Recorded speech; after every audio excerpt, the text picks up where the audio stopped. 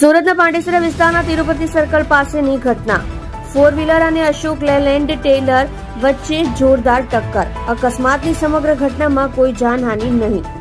મોડી રાત્રે બનેલા ઘટનામાં પાછળથી આવી રહેલ કાર અશોક લેલેન્ડમાં પટકાઈ જતા જેમાં કારનો બોનેટનો ભાગ બેસી ગયો હતો.